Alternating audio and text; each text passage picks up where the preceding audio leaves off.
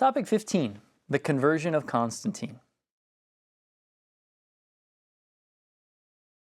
Now, why did Constantine do this? That's one of the big questions that historians ask because, up to this point, Christians really, although they've been growing, are a sectarian class. They stand outside Roman culture, and clearly from the perspective of the emperors over the last number of decades, they're the fault of the downfall of the Roman Empire.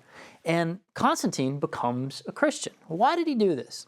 Well, he himself tells the story. And he tells it to two scholars who are quite close to him. One is a guy named Eusebius, who's the bishop of Caesarea, who's the biggest fan of Constantine you can imagine. He writes a lot of laudatory things about Constantine, but he's also really, really important in Christian history because he writes the first, what he calls the ecclesiastical history, the first real extensive history of the Christian church from the time of the apostles up until the early 300s when he's putting it together. And he's the source for a whole lot of documents that otherwise would have been lost for us. So Eusebius is a very close friend. Constantine's his patron. And then there's another person for whom Constantine is a patron, a teacher of rhetoric named Maxentius. And each of them records a very similar vision. There's some differences between them, and so we can't know exactly what happened. But each of them records a vision that Constantine had before a great battle. And that vision talks about him either in a dream seeing this vision in heaven or actually seeing it in the waking daylight in heaven of the symbol in the sky that's a Chi-Rho. And these are the two Greek letters that you've probably seen them laid on top of one another. They've become an important symbol of Christianity ever since. But it's the first two letters of Christ's name in Greek. And in Eusebius' version, he sees that symbol in the sky, and it says, "By this sign conquer." There's a message for him, and it's telling him that this is going to be the symbol that allows him to be victorious in his military exploits. And in both cases, told by Eusebius and told by Lactantius, Constantine takes steps to put the Chi-Rho as a symbol for his army, on his banners that he's leading, being led by. And he goes and fights battles, and he's victorious in those battles. Now, the most important of those battles, and the one where Lactantius actually puts the vision at this battle, is the battle of a place called Milvian Bridge, which was fought in 312 just outside of Rome.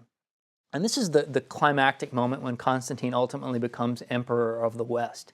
He's got a rival for that position. He's not the clear victor, not the clear choice. There's another man named Maxentius who has a superior army, who is from Rome himself, and who is holed up behind the great walls of Rome.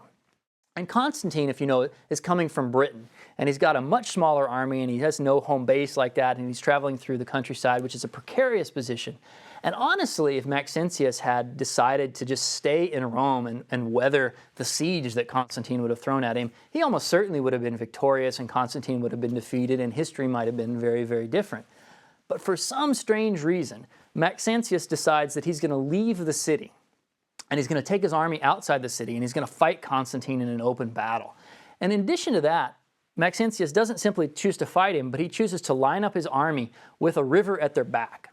Now, this isn't a course on military history, but if there's anything anybody knows about military strategy is you never fight with a river at your back, because if you start to lose, there's nowhere to run.